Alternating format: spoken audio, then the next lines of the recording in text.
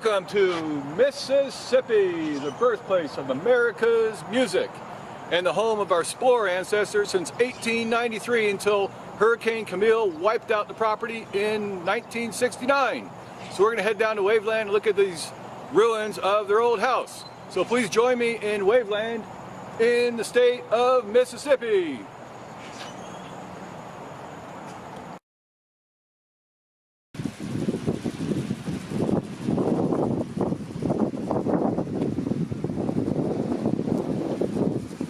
Hi, we are at 678 South Beach Boulevard in Waveland, Mississippi. So why are we here? Well, this was the home of the Spors. It served as their summer retreat. Now you don't see a home here, but I'll show you a couple pictures of what the home looked like and the family when they stayed here. Here's the home in 1906, two-story wooden structure. On the front porch there, way up close, is Elise Spor, our two times great-grandmother. And here is 1950s, the home. Pretty much looks unchanged with a little bit of a water barrier in the front road there on beach. And here is Elise Spor Brown-Lecalzi, our two times great-grandmother. And she's standing in the front porch. And here she is on the right, next to her sister, Bertha. Bertha was the owner of Belle Helene Plantation. And here on the front porch, we have Anna Spor, and we also have little Margot Brown, our great-grandmother, who married George Shaxfield. We have Gussie Reuss, and we have our two times great-grandmother, Eleanor Spor. And here, kind of goofing off, climbing up the ropes is Margot Brown. We love Margot Brown. She's our great-grandmother, and she married George Shaxfield. On her left is Corinne, her sister. We also have Gussie, Etheline, and little Marguerite Lecalzi, who's the daughter of Mitch Lecalzi. And here, left to right, we have Corinne Brown. We also have Eugenie, and we have our great-grandmother, Eleanor Spor, and we also have Anna Spor.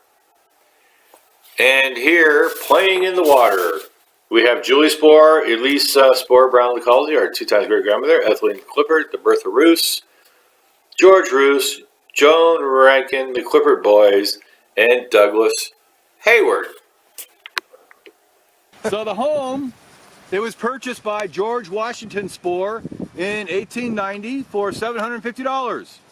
And it served as a summer retreat for the Spors of New Orleans. Now, George was the older brother of our two times great-grandmother, Elise, and also her sister, Julie Spor. So George died in 1893, and he didn't have a wife or any children, so the property went up to his parents, our three times great-grandparents, J.G. and Eleanor. And then when they died, it went to the hands of Bertha Reuss and her daughter, Etheline Reuss Clippert, and finally to Helen Reuss Hayward. And throughout the 1900s, Elise Jean, our two times great-grandmother, and her sister Julie, they traveled back from California quite often to visit the Spors at Waveland.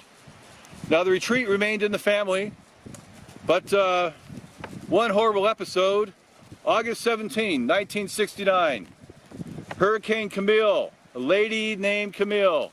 This is Hurricane Camille. She formed August 14, 1969. And she got landfall at Pass Christian, about 10 miles east of Waveland, on August the 18th. Damage and destruction are unforgettable. 175-mile-an-hour winds, 259 casualties. She is the third most intense storm ever to hit the United States of America.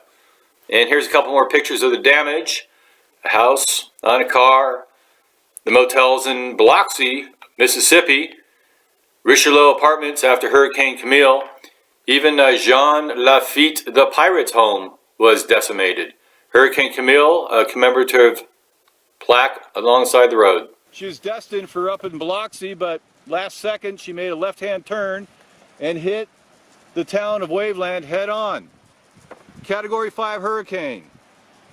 150 mile-per-hour winds and 15-foot surges of water. Just obliterated this whole town. All the homes here were practically demolished. Some people died, a lot got out, but this is the site that used to be our home. And obviously, it hasn't been taken care of since 1969. And here's about where the home would have stood, between these trees. And we looked for some footings and some markers, but nothing's been here since 1969. So the house headed clear back, the property clear back, all the way back to what's called Fell Street. And this would be the home, or the summer home, of our Spors. So a couple memories of what they did on the home. They played double-deck games of rummy around the round table under the light in the back hall, playing Romeo and Juliet or ship captain on the hall stairs with the Clippert boys, the games of horseshoes under the oaks in the front yard, crabbing on the pier with Aunt Elise and Aunt Julie, fishing off the seawall, floundering late at night.